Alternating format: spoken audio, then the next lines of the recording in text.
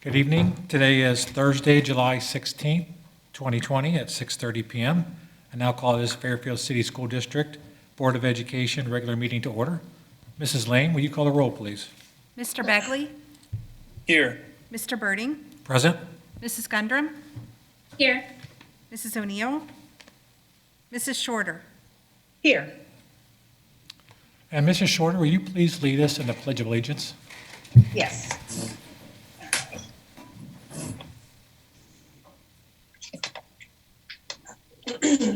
I pledge allegiance to the flag The flag of the United of the United States States of America and to the and to the republic republic Which is Sam, for for which which it it stands, stands, one nation, one nation, under under God, God, indivisible, indivisible, indivisible, with liberty with and liberty liberty and and justice for all. What's happening?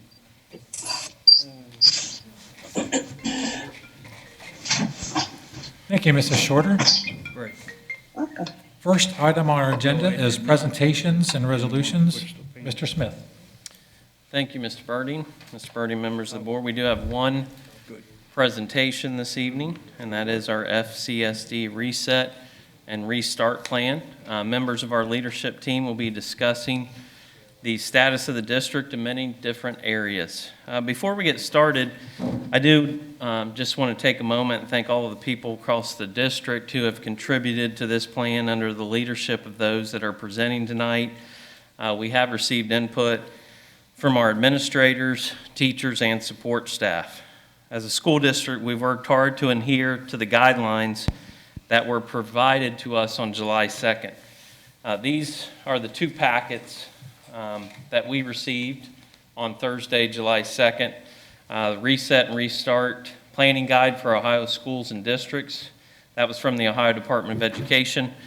And then the COVID-19 Health and Prevention Guidance for Ohio K-12 Schools. That was from the Ohio Department of Health, as well as the Ohio Department of Education.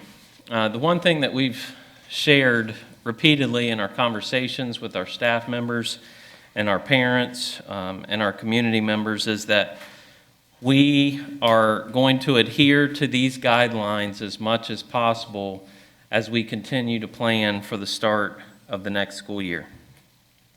As I mentioned, the guidance we received was from the Ohio Department of Health and Ohio Department of Education. I would like to emphasize 2 points this evening. And as I said on June 25th, our plan will continue to evolve as we receive new information, new guidance from a number of sources. I know that we have committees in place across the district that involve multiple employees. We have our district leaders are meeting with their peers regularly that serve in positions, similar positions in other districts. For example, I meet with superintendents virtually at least once a week, sometimes twice a week. In those calls, we have Butler County General Health District commissioners or representatives in those calls at least once or twice a week as well. So those changes that occur to our plan, they may be small, they may be large. But I want everyone in our school community to understand that things may change on a dime prior to the start of the year, and they may also change during the upcoming school year. The district is well aware of the level systems across the state and Butler County, and I'm sure everyone is familiar with those different levels, levels 1, 2, 3, and 4.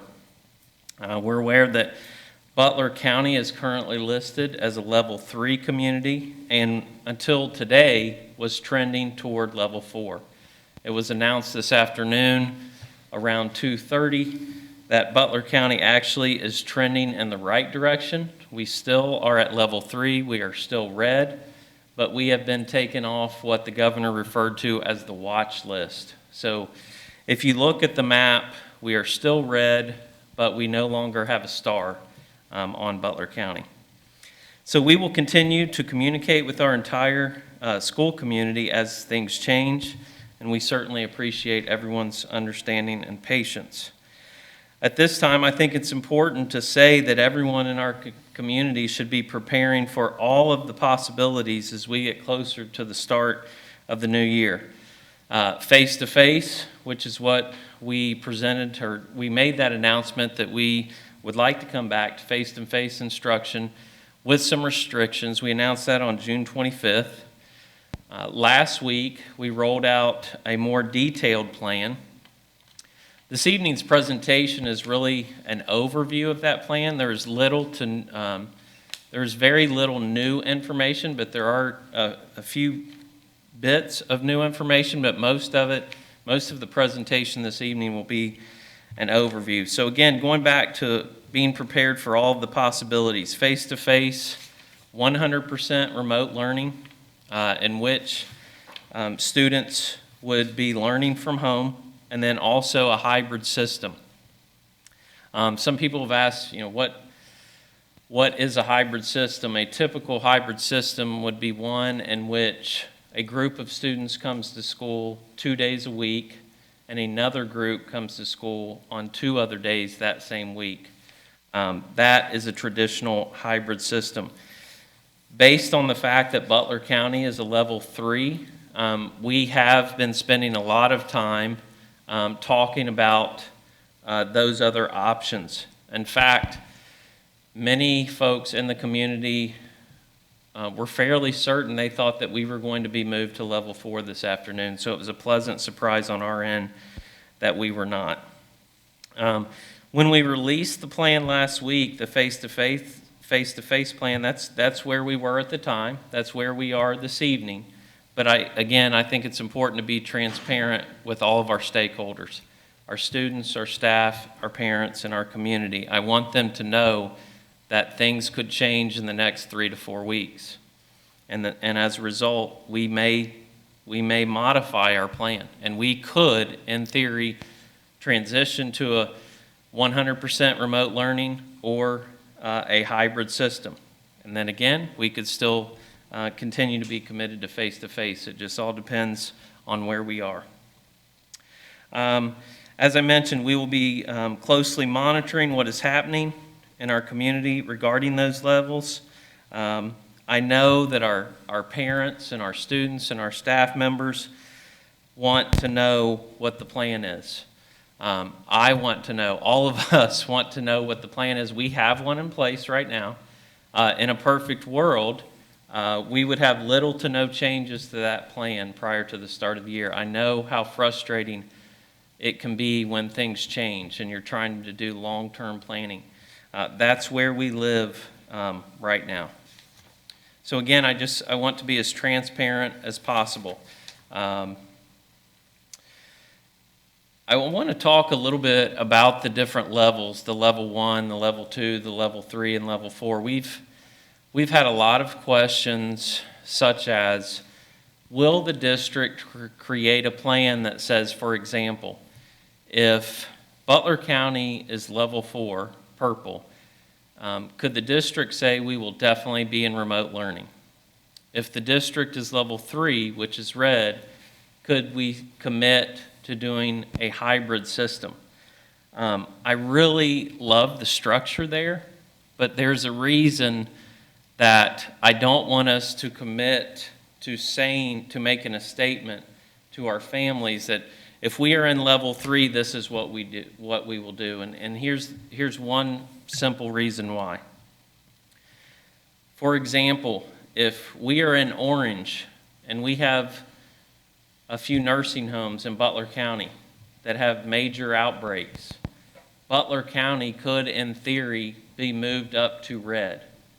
And so if we say that if we are red, we are going to move to a hybrid model, then if we're committing to that. And I love the structure. I love the fact that that would make it easier for everyone, ourselves included, to say, well, this is where things are. This is what we are going to do because that's what we said we were going to do. But it's just not that simple.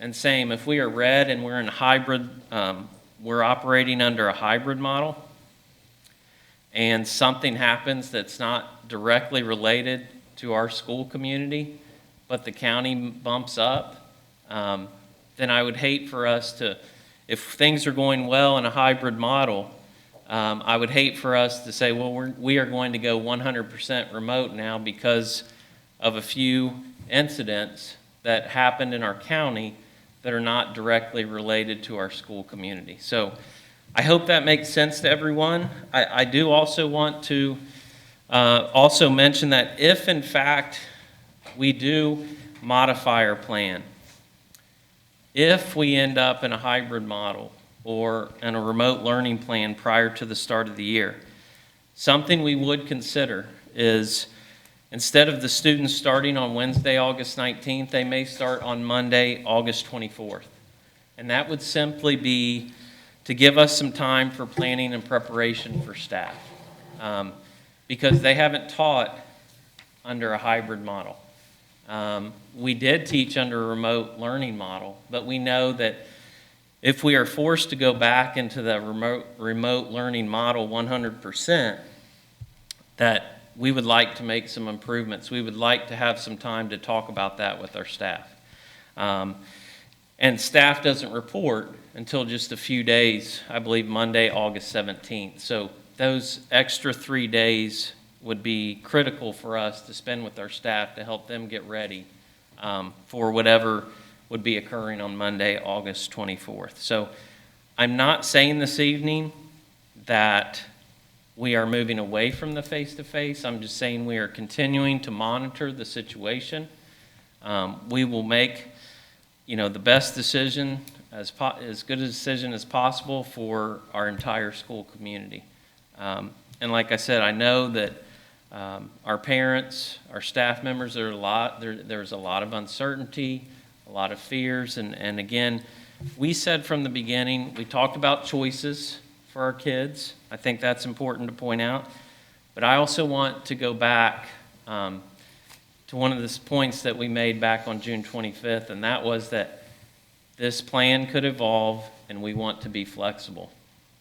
Until this evening, we haven't talked about a hybrid model, but that's by design because that's why we said we want to be flexible. If there is a need for that, if that's what's best, and we can manage to pull that off with all of the different things that are occurring inside our school district on a daily basis, then we are committed to exploring that and figuring out if we can do it. So just again, those are some opening comments about where we were on June 25th. We released our plan last week, and where we are. I just want everyone to be prepared. And I know the importance of, communicating in a timely manner. The reality is we could make a decision on August 1st about, a change to this plan. And the Thursday before the first week of school, they could release new data, and we might have to change course 4 or 5 days before the start of a new year. That's just the reality that we are facing. So before I get into facial coverings, which is where we will start off tonight in terms of our Fairfield reopening plan, I do want to say, and I did already mention this evening that there is not a lot of new information in this plan if you compare it to what we rolled out last Friday. However, so this will be an overview. I think Mandy may share a few more details than the rest of us about remote learning. I know that's a very hot topic. So we will not go into great detail, even though the PowerPoint is very detailed, and so is the information that we released to the public last week. But we wanted to give the opportunity to the board members to ask us any questions that you may have about the plan. So I will begin the presentation this evening by talking about facial coverings. Initially, we made the statement that we would not require them of our students. We would require them of our staff members. And then we received what we had been waiting for since May. We received these two documents, the guidance that we had been waiting for. Part of that guidance was a recommendation that students grades 3 through 12 should wear facial coverings. We decided to require facial coverings in grades K through 12. There is inside of those documents, there is some language about that, by the experts that it's not believed that harm will come of students in grades kindergarten through 5th grade if they wear a mask or wear a face shield. And it was hard for us to say to a classroom and one hallway, you are required to wear a facial covering, but then 2 doors down, you are not required to wear a facial covering. So we did decide to go with K-12 requirement. And again, that was based on the feedback, the guidance from the Ohio Department of Health and Ohio Department of Education. Students and staff who are less than 6 feet apart from one another will be required to wear a facial covering. This requirement extends from the school bus to the classroom. This covering may be a mask or a face shield. And I'd like to share just some of the language that was included in the guidelines. Wearing face coverings is especially important during times of elevated community spread, particularly when social distancing is not possible. Face coverings are critical to preventing the spread of the virus from person to person.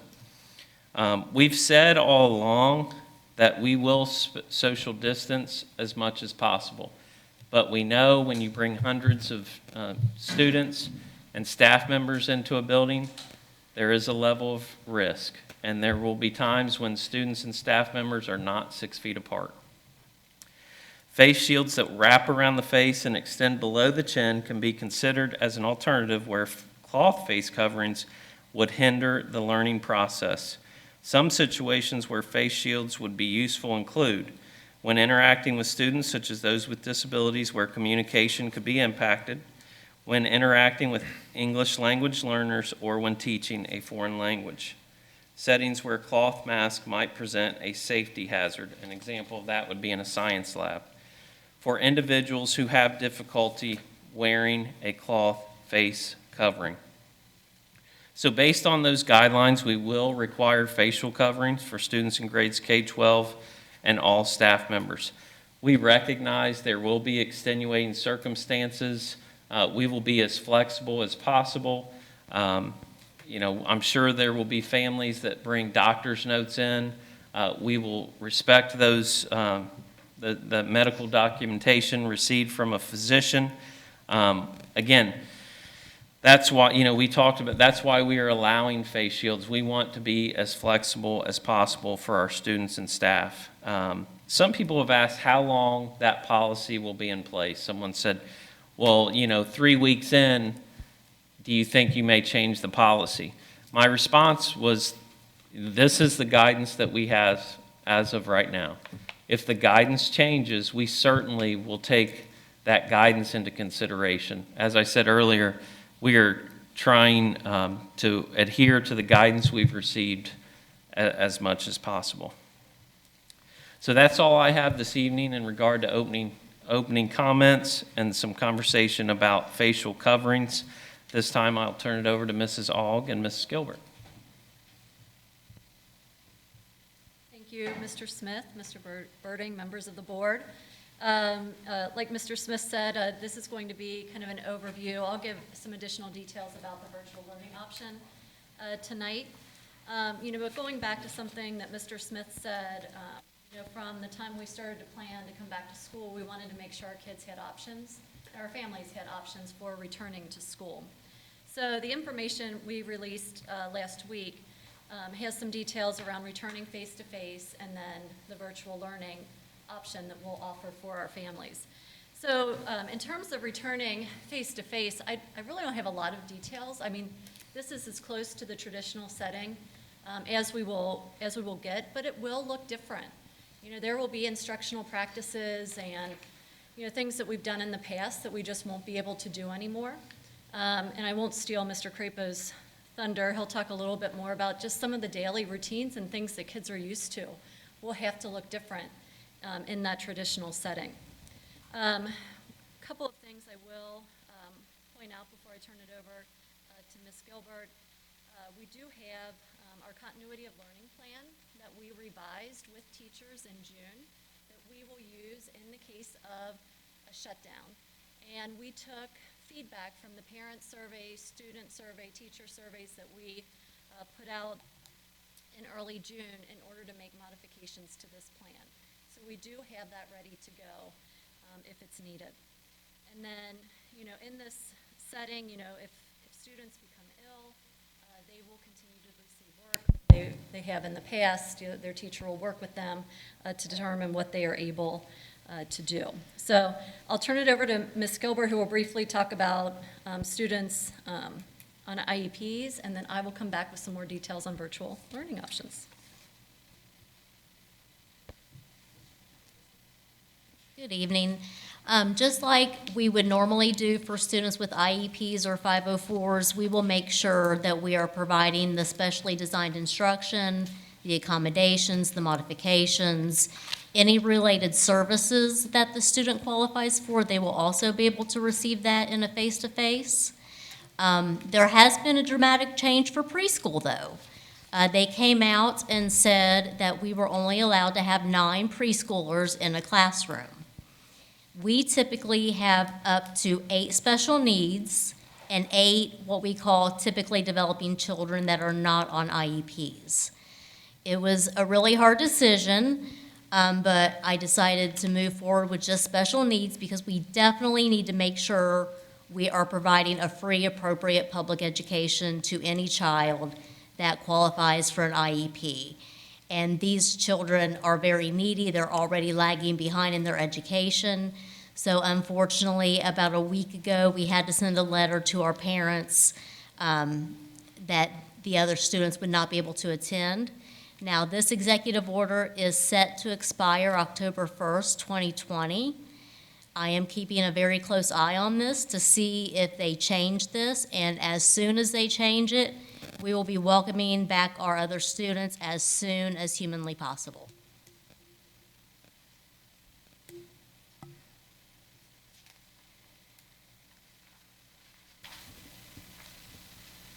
So I know that our families are anxiously awaiting more details on the virtual learning option. And we had said in our communication last week that we will release more information tomorrow, and we are all set to do that. That communication will go out tomorrow, probably by noon.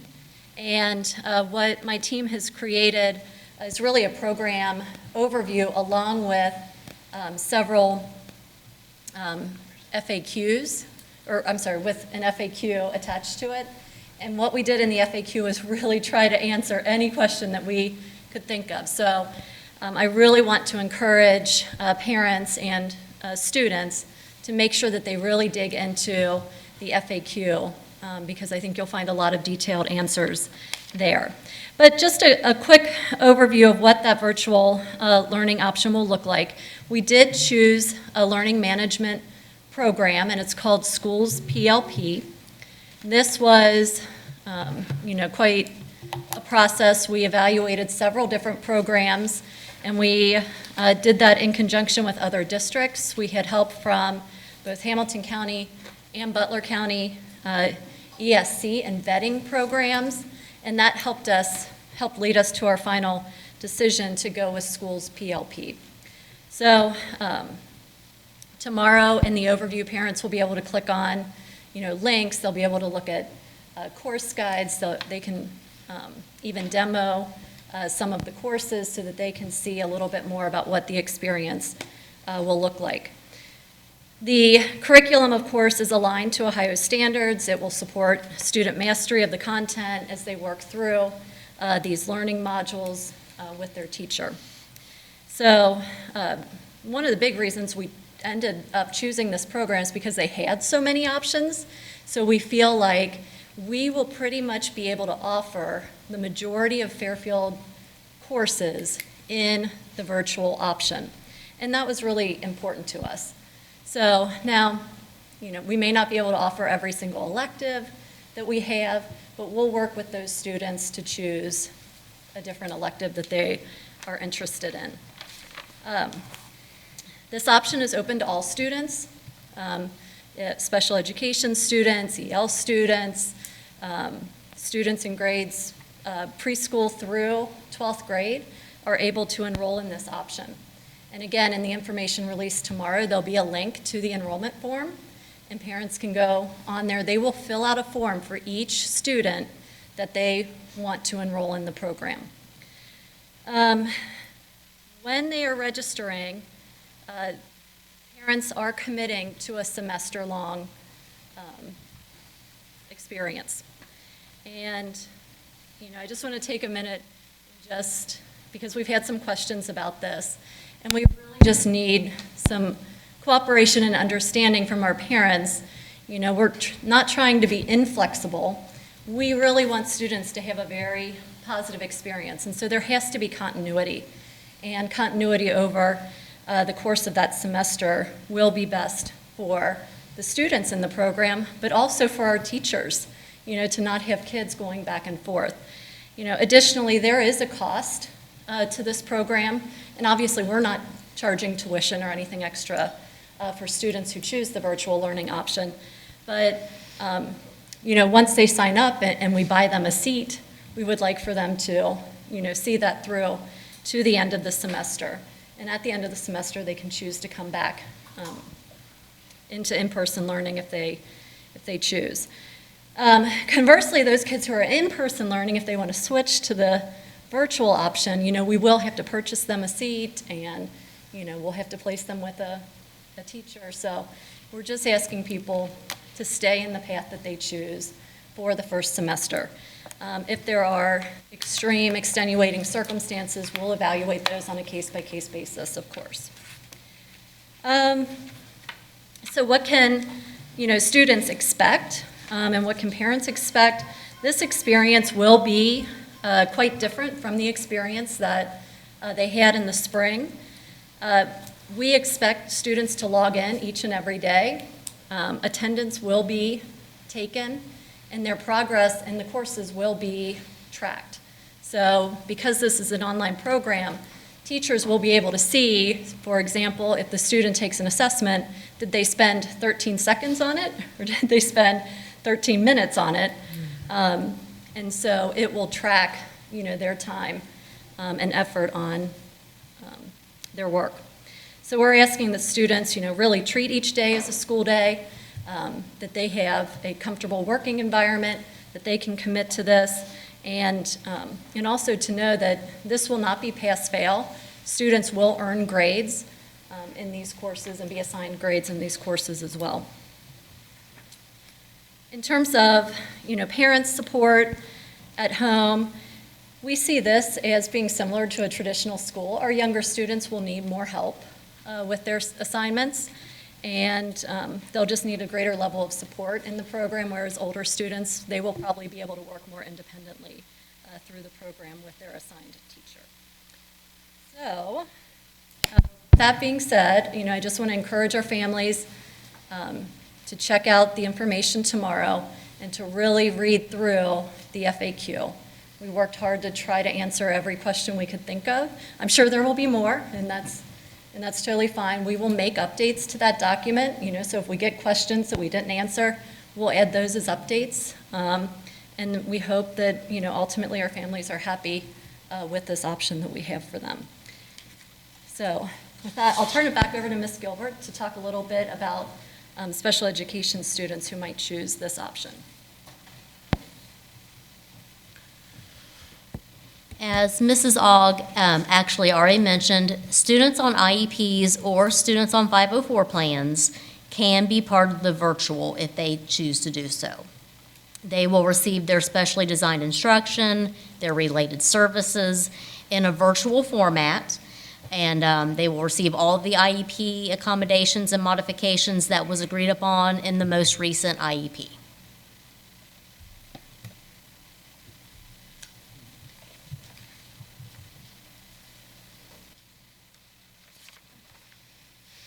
Good evening.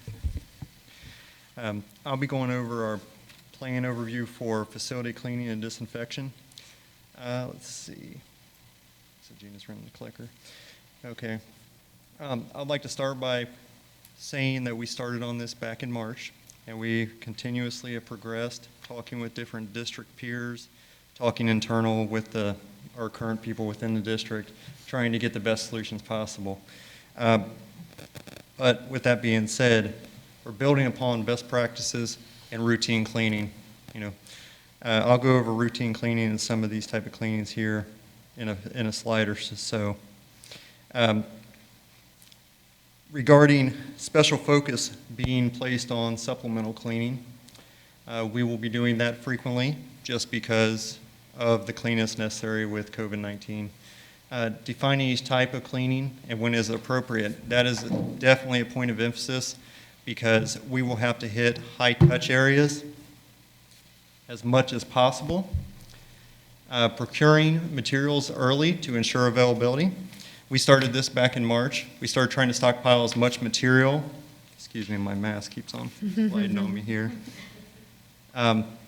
But we started in March trying to procure as much material as possible to make sure we were ahead of the curve and that we would not be in a situation where the supply chain kept us from doing what we needed to do here in the fall.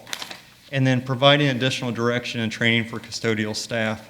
We've sought outside training from professionals to bring our custodial staff up to speed on the latest techniques on cleaning for COVID-19. Gina, if you could go ahead and click ahead one. Strategies.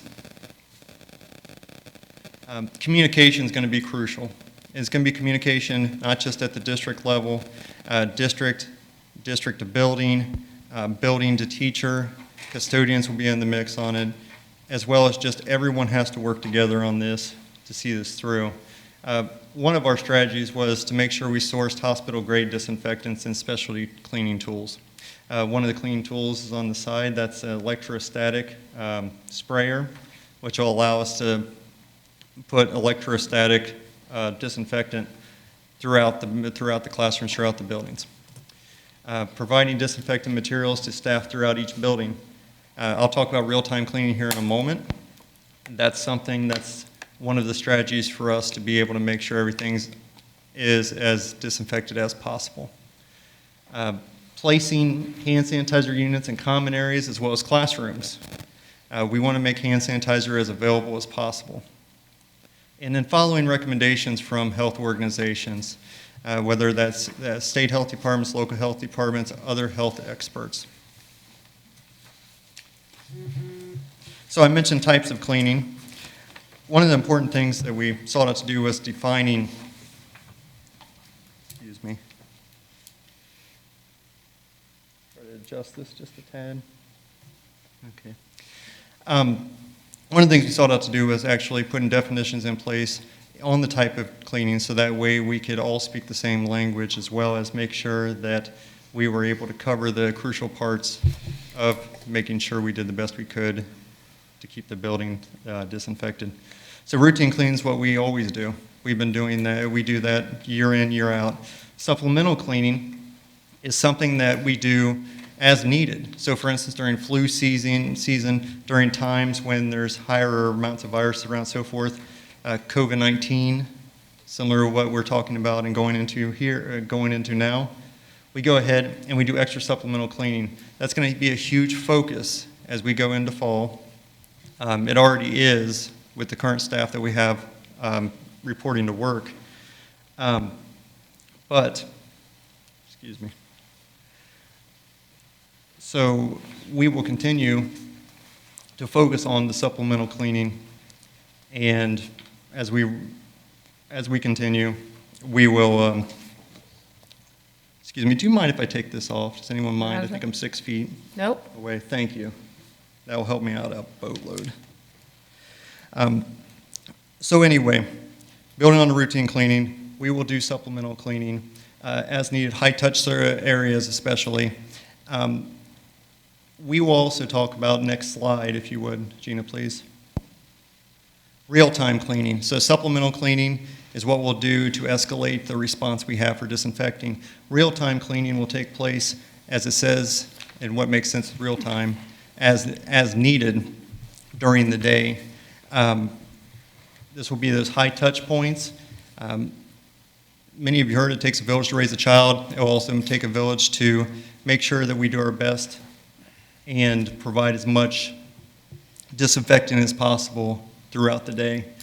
Personal area cleaning, which is as it states, just the personal area of the person, they'll be able to have that disinfected, as well as emergency cleaning. And that's going to depend on a response to an actual infection or attributed to a particular school or location. Next slide, please, Gina. In regards to school facilities, we're doing an additional investigation. So from a heating, ventilation, air conditioning, HVAC assessment standpoint, we had Wable Systems, we partnered with them to come in and do an assessment, not just of some air quality, but also of our overall HVAC systems. They completed that last Friday. We're waiting on the results to come back from that still. And we'll see what guidance they provide of different things that we can look at to possibly improve our environment. If you could go ahead, Gina. And we also checked into temp checker, which is actually a camera temp checker, infrared scanning. And as it says on the slide, there's a camera that would allow people to walk past, and they'd have to be spaced a certain distance in line, but would actually take the temperature of the person. It'd be on a screen, someone would have to monitor.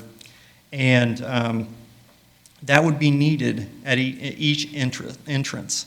And depending on the amount of flow that comes through that entrance, you may need more than one camera. So the total cost estimated cost for 25 of those units would be $250,000. So at this point, we're holding on that. Further discussion would have to be had regarding that, but it's not something we're moving forward with as of this moment because of the cost. So I will turn it over to Mr. Crapo.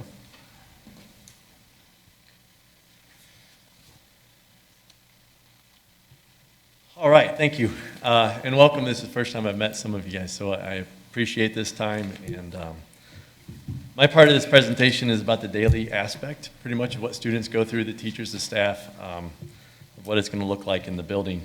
One of the challenges I am faced with is this changes within the minute. I mean, we have multiple health departments around us, multiple guidelines, and literally it changes daily. So with that being said, the first page or the first slide here, this is really being taken from the Department of Health, and it's what to do if you do have COVID or if you do test positive. You should notify the school if they've been exposed or if they or any members of the households have been diagnosed or presumed to have COVID-19. Personnel and students with known exposure to someone with diagnosed must self-quarantine for 14 days.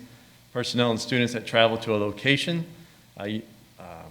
with known community spread may choose to self-quarantine at home for 14 days. In the event of a flare-up, we're going to follow additional precautions set forth by the Ohio Department of Health and the Butler County Health Department. And then this last one, Mr. Smith and I, we have been experiencing emails on a daily basis of what to do in individual cases. But this last one has come up a couple times, and a student, staff member exhibiting signs and symptoms of COVID-19 should stay home from school and should see the primary care provider to be assessed for COVID-19. Before returning to school work, they must be fever-free for 72 hours and meet the requirements. The reason we have that in there is make sure if you might have allergies, right? So it would common symptoms of COVID, but go get the test, make sure, be fever-free for 72 hours, and then come on back. So there's the 6 procedures. Like I said, we're taking those from the health department. Field trips, as a former building administrator, field trips come up on a regular basis. Can we go here? Can we go there? How much does this cost? At this time, we're not going to be doing field trips. Again, that's can change at any point when we're taking our guidelines from the Department of Health. But just putting that many kids on a bus, taking them to various locations throughout the county, we are not going to do that. I also know there's various options out there for virtual field trips where kids can still get the experience without the exposure. So at this time, we're going to pause on the field trips. Recess, another big one. As a former elementary principal, recess is a must. I mean, you got to take these brain breaks so that the kids get some exposure to something other than curriculum all day long. But it's going to look different, right? So we can't be on the playground equipment that's high-touch areas. We got to keep it as safe as possible during this time. I know there's gobs of research out there for kids to do structured recess activities that doesn't, that they're not touching each other, running around, touching other equipment. We are getting input from administrators on painting lines on the blacktop, for example.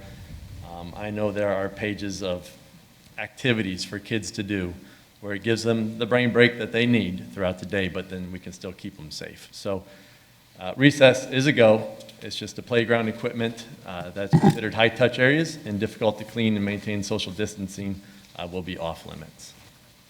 At the end of recess, again, hand sanitizing and washing. Volunteers, this is another big one, especially in the buildings where everybody wants to come in and help out. I understand the need, or we understand the need for tutors to come in and retired teachers that love to come in and help the kids out. But the Ohio Department of Health recommends that schools should, as much as possible, prohibit visitors from entering the school buildings. There are obviously exceptions to this rule where we have partnerships with outside agencies, healthcare providers that need to come in, various professionals that need to come in and work with the individuals. But for the most part, visitors will not be coming into the building. If they do come in, they're going to be assigned a specific location, maybe the office in the building, where an appropriate staff will meet the visitor in a location. They're going to take their temperature, wash the hands, and they must wear face coverings to do this. Parents and guardians will not be allowed in the school for classroom parties and eating lunch with students at this time. And then, obviously, we need to let the visitors know that they do assume some risk when entering into the school building. Food service, this is the big one. So the guidance from a lot of the health departments was very minimal in the food service other than social distance as much as possible. And so we are taking this on knowing that we don't know how many students are going to come to school each day, knowing that we can't change the size of the cafeteria, knowing that we have the staff that we have and we're going to make it work. Every building looks different for the most part for the cafeterias and the space that's available. So with the guidelines that we do know, all staff within the cafeteria are going to be required to wear face masks or covering their mouth and nose.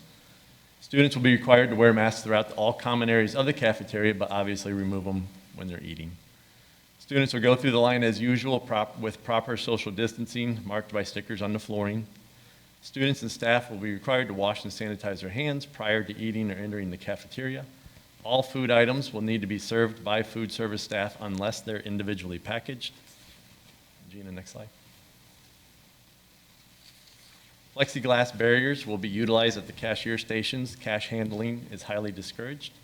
Serving items such as trays and utensils need to be disposable and will be used for single use only. We are finding alternatives to the pen pads for an electronic student identification system. And we're working with individual buildings to create the safest environment. Like I said, that's a big hurdle right now is all the buildings look different. And so we are developing a plan for each building that works with the building itself. But like I said, that is an ever-going process. Latchkey. Latchkey is going to have, at this time, Latchkey is going to have 5 programs, one at North, South, West, East, and Compass. Latchkey is going to operate beginning at the start of the school year in accordance with Ohio Department of Education School Age Child Care Emergency Rules. The ratio is a big one. It has changed. It used to be 1 to 18. It has now changed to 1 to 9. So that does affect the funding for Latchkey, the number of students that we can accept to Latchkey programs. So hand washing, the administrators, child care staff members, employees are going to sanitize their hands when entering the classroom and prior to leaving again. So they're going to follow the same rules. The temperature checks, again, they have the same rules as we mentioned in the first slide. And if they test positive, again, it's the same rules for the first slide. Want to make sure it's consistent as possible with the 72-hour break, with the hand sanitizing, with the social distancing, and maintaining the 1 to 9 ratio in the locations. This is the biggest piece for us in this area, is because everything's changing. Everything changes every day based on the guidance that we're given, but the one thing that we do know is social distancing. So we've got the footprints of the building. We don't know the number of students that are going to come every day. But how do we keep them as far apart as possible using what we have and the guidance that we have to make their school day a success, make them want to come to school, and they're going to learn, but keep them as safe as possible. And as a building administrator, this would pose an excellent challenge for your PBIS, teaching your structures, teaching your routines, teaching a community within the school building. If the kids believe in this community and this structure and the routine that you're giving, they're going to want to keep it as safe as possible and be part of it. And so the social distancing is a huge aspect, and with the buy-in of the students and staff and everybody, I think we've got this. Question?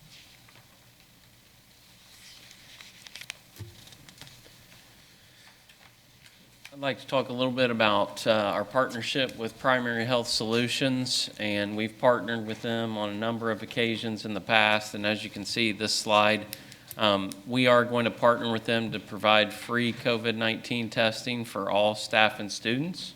It is voluntary, it's not mandatory, so any students, staff, family members that would like to be tested, you can see the information there for staff August 4th. Here at the high school, students and families can test on August 6th at the high school and Creekside Middle School, and results will take 3 to 4 days. And so you can see by those dates, we tried to work that out to where it was 2 weeks prior to the start of the school year. So we tried to work that out as much as possible with Primary Health, and special thank you to Matt Crapo as he worked with them to make that happen. And the last piece, I forgot I had one more slide on this, but it's from 10 to 2. On the way here, we just got that confirmed, so. All right, thank you. All right, and then at this time, we will turn it over to Mr. Blankenship, our District Athletic Director. We thought it would be a good idea for him to give a brief overview of what is happening, what has been happening in the world of athletics, and how they've managed to have student workouts, so on and so forth, by working with the OHSAA guidelines. Great, thank you, Mr. Smith. Good evening, thank you for having me. Good to see you all. As Mr. Smith noted, so much can change over the next 3 to 4 weeks. As Mr. Crapo noted, so much is changing constantly, and athletics is no different, especially in the state of Ohio. So as we look deeper into athletics, I wanted to talk about just 4 main things. The first is we're following guidance, just similar to everyone in this area. We're blessed to have OSHA, the Butler County Board of Health, and then obviously the Greater Miami Conference, where we have 9 other of the largest high schools in the area going through the same situation that we are. So it's great to have that peer group to see what's working other places and to see what's potentially not. So as we've opened up our practice fields and gymnasiums slowly, part of that process has been a pre-practice screening. Every coach, every student athlete that comes to our facility for practice, they go through a pre-practice screening that includes self-assessment to make sure they're symptom-free. Additionally, their temperature is taken and recorded as part of them coming in. So it's a time-stamped thing where we would be able to, in the event of something happening, be able to track that, but also to ensure that everyone that's coming to a practice or coming to our facilities, they are symptom-free. Sanitation, as Mr. Penny mentioned, just an increased emphasis on this. I will note that our locker rooms, areas like that, are still closed. Those are not open, but sanitation is a huge piece right now.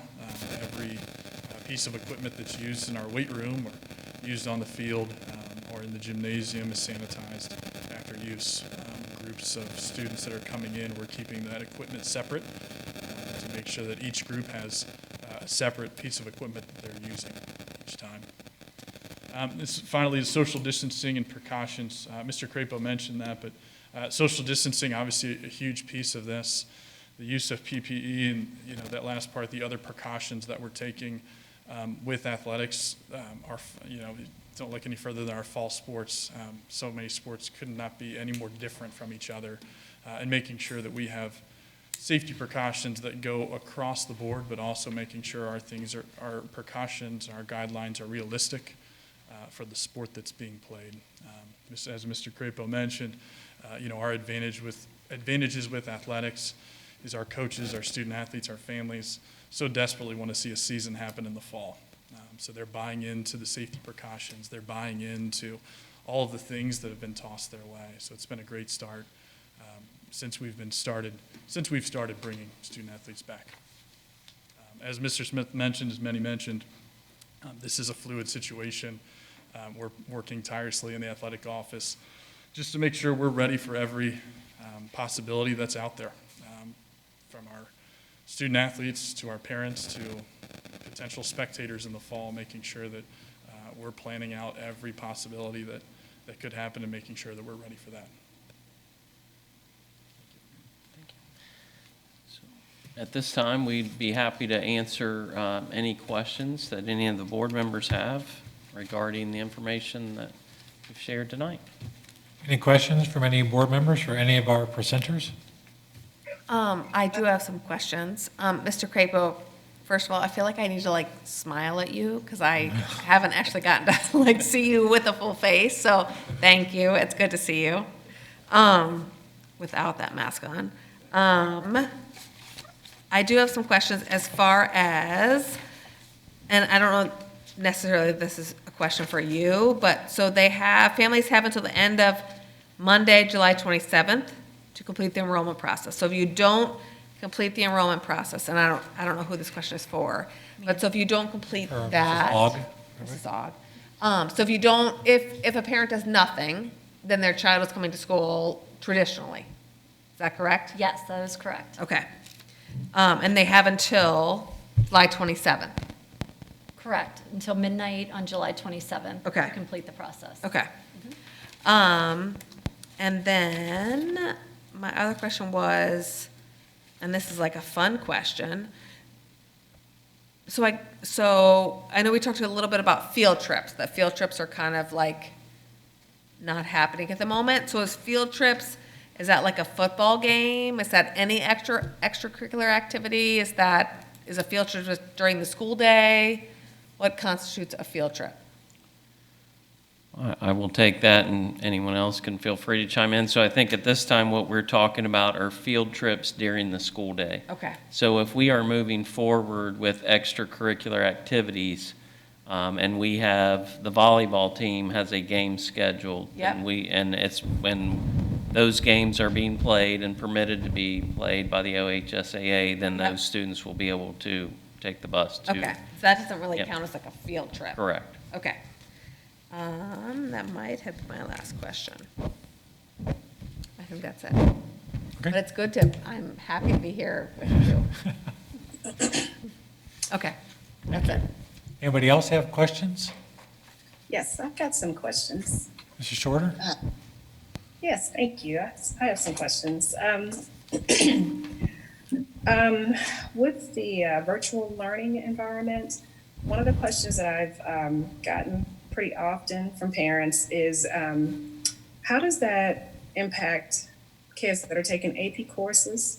I mean, will they have access to their same teacher? I think on the meeting before this one, you said that they would not have the same teachers. So for AP courses, how is that going to look?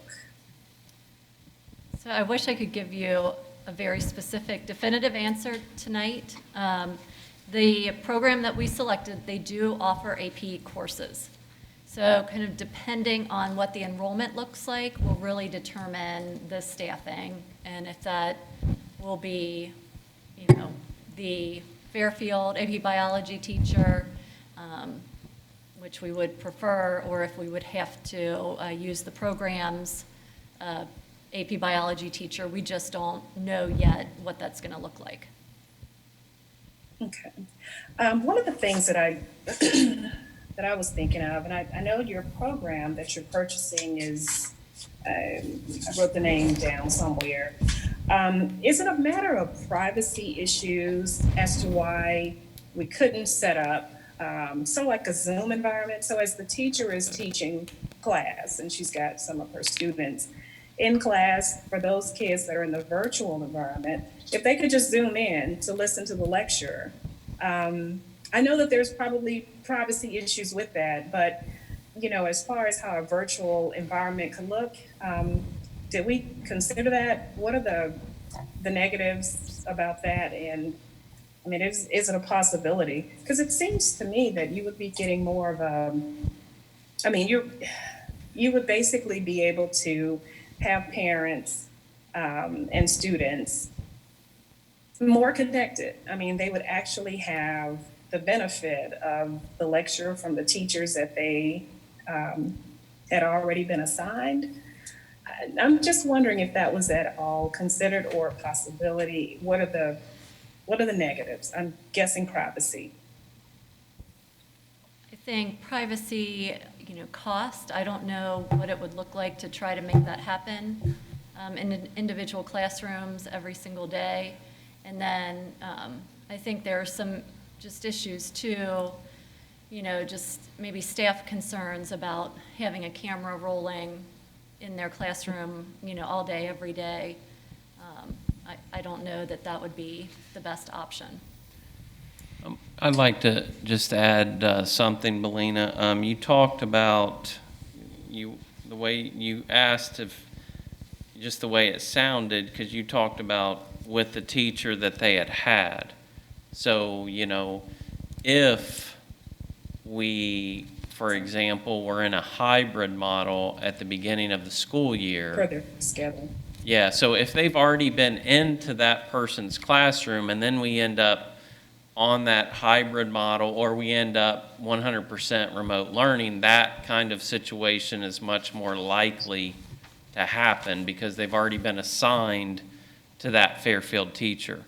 The program, and Mandy, please step in anytime, the online learning program is completely different. That program is an online learning program, and the question, depending on the numbers, the responses that we get from the families, when we know what those hard numbers are, we will be able to say, okay, we can utilize X number of Fairfield City School District teachers to serve X number of students to monitor, if that makes sense. We just don't know until we get those numbers. So I hope maybe that's helpful. Yeah, I mean, the only thing I was wondering is, if there were a way to basically have the kids, learn at home, do their distance learning, but actually be logged into their actual class, because that's the way of doing virtual learning too. And I understand that it's with the camera on. I mean, you could limit it. It could be limited. You could have like limited slots. It wouldn't necessarily have to be all day. I mean, it seems like that could be managed, but it's just one idea. It's just something that had been brought up to me from one of the parents, and I just thought I would ask about it. I do have some additional questions, but if anyone else needs to go, please go ahead. You can come back to me. I don't want to. No, we'll stay with you, Mrs. Shorter. Please continue. Okay, thank you. During the section in regards to food service, we talked about social distance, and what I didn't see, and what I don't have an answer for, but I'm hoping you guys do. We talked about social distance in the lines and basically marking off, slots on the floor or whatever, so that kids know what that will look like. I guess my concern and question is, what about at the tables? I didn't see anything mentioned about social distancing at the actual tables. And if we were to social distance, would that put a strain on spacing? Would we have to look at possibly having additional lunch periods? And is that going to be, one of those things that's really difficult to enforce? But I can see social distancing at the table being a tougher issue, but I could also see that as being one of the higher risk sort of times for spread, as kids are eating and because they're going to have their mask off, of course. And so, how is that going to look? How does that, what do we need to do essentially to make sure that they're going to be socially distanced at tables when they're actually eating lunch? So what we have done is we're working with the building administration to come up with spaces in the building, maybe adjacent spaces to the cafeteria that could be used.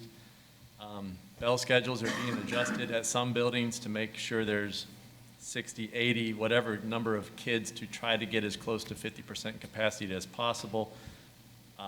Finding additional tables to put in the open spaces, rearranging the cafeterias, using the stages, using the available space above the gyms. So we're being really creative with the building level administration to get as few number of people, as students, in the cafeteria as possible. The one variable we don't know is how many kids are actually going to be there. And so we know the fire code, how many students at occupancy that we can work with. We know how many tables we have, and we know the adjacent spaces that we can use, and the administration being flexible in their ability to get classes to lunch, so adding additional lunches. Okay. All right. Well, that makes sense. I did have another question. This was about, I guess, the flexibility for the online options. We know that testing in some parts of the country, it's taken a little bit longer than normal. I guess my concern is if you have a student that needs to be tested for COVID, it could be longer than 3 days to get their results. If we start to run into an issue where testing is getting, drawn out to maybe 8 days, are there going to be options for, for maybe like a transitory online option? Because the 8 days is a long time. And I know that we have that situation now where kids are getting assignments and trying to keep up. But I'm just warning that maybe 3 days.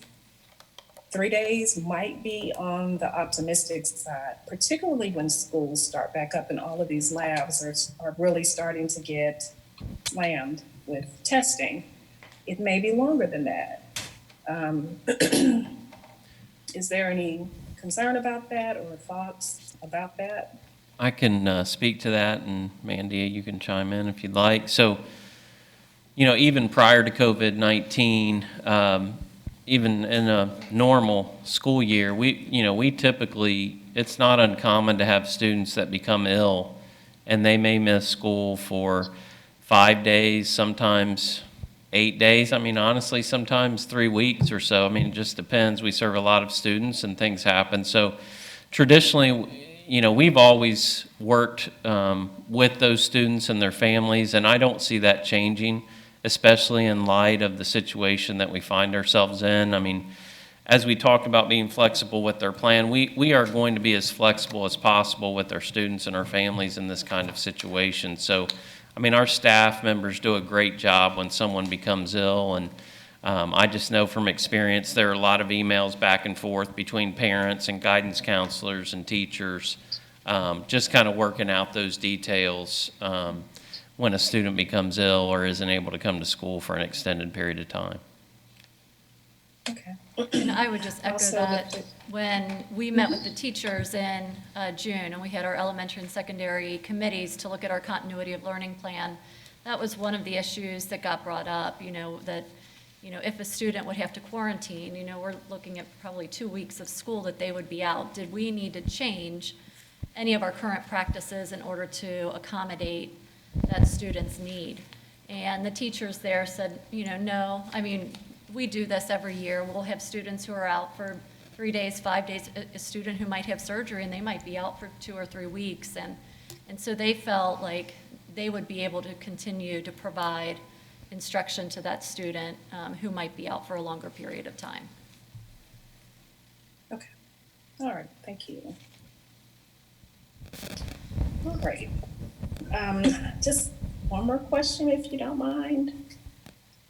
This was in regards to the equipment required for taking temperatures. I think you mentioned that we have to have equipment at 25 doors across the entire campus. What about possibly channeling students through fewer entrances? I know that comes with some challenges, but you know, if it were possible to just limit the number of entrances so that we could, you know, have that equipment at fewer places and bring that cost down a little bit. Is that something that you guys looked at, or is that going to be in the equation at all, or is it just a total non-possibility? I Well, know stores have actually started limiting and basically channeling entry into one point. well, at the surface level, at least, we started looking into that. For example, North Elementary, I'll just throw that out there. So you want to separate the parent, you want to separate the cars and the parent pickup and drop off from the actual buses. So for instance, we have, let's say you start a number of 11 schools. So just separating those, you end up being at 22. And then you have a lot of students in certain areas, like the high school, so forth. So being able to just have one camera where someone walks through spaced in line and then be able to stop for a second, keep going. Very slow stop, but just stop and go so they get facial recognition as they go past, because that's what the camera needs. The 25 was a conservative estimate on what we truly would need. Sadly, because I was hoping we could get a little lower on it also, but based on that separation at the buildings and the way everything's logistically laid out, it may actually end up being more because of the amount of volume of students we'd have coming through at a certain time. So that's sadly where that's at this point. Okay. Thank you. You're welcome. Mr. Begley or Mrs. Gundrum, do you have any questions? Mr. Begley? I don't think so at this time, due to the fluid nature of the plan. I'm comfortable with what I'm hearing, and we'll proceed from here. Mrs. Gundrum, do you have any questions? I just had a question about the online option. Is there like a cap of students, a certain number that we can't go over, or is it just sort of unlimited? We'll take as many students who want to be in that option as possible. There's no cap. I think the only other question I had, Mrs. Shorter already covered, so I don't have any more questions right now. Thank you. Thank you. Mr. Birding, I think I have a couple of follow-up Please, questions. please. So what if I'm in a science classroom and Mr. Birding comes back and he's diagnosed with COVID? Do I have to quarantine? How does that affect like my classroom? I'll take that. Okay. So even, summer, even in the fall with some of our student athletes, that is a great question. And I think that's actually one of our FAQs that we put out at the end of the day yesterday. So what happens when we get notified that a student or a staff member has tested positive for COVID? We will contact the Butler County Health Department. We will share the information with them, what we know. And sometimes they know before we do. Sometimes we find out first, sometimes they find out first, and we communicate with each other. They will speak to the person, they will interview, and I've never been a part of this, but they do that on their own. So they'll talk to a representative from the district. They will then talk to the other individual, and then they will tell us, hey, based on what we know, these are the individuals that should quarantine. Yeah, so it really is an individual situation. It's based on a case-by-case basis for that reason. Yeah. So they might ask that individual, so who do you sit next to in these classes? How close do you sit? Right. I will tell you that we've been told, because we are requiring facial coverings, that will help us out tremendously in terms of possible shutdowns or quarantine.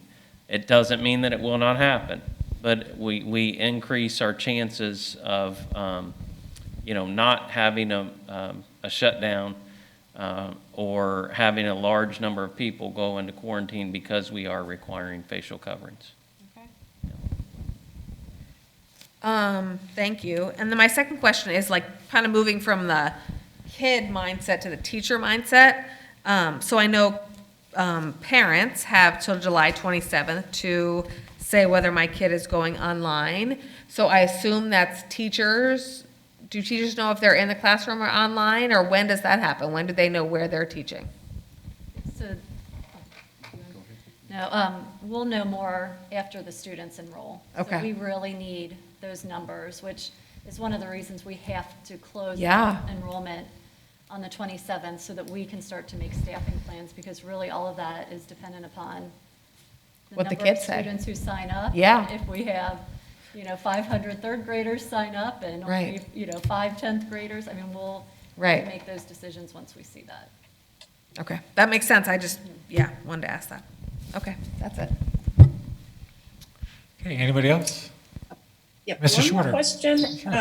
and this was about extracurriculars. So for the kids that are online, what happens with the extracurriculars, again, if you can remind me, will they still have access to that? Because I think that's the really difficult part, because you're going to still have kids that are, they're going to want to be involved with their extracurriculars. I just want to make sure I understand what's happening with that for those kids that are going to be online.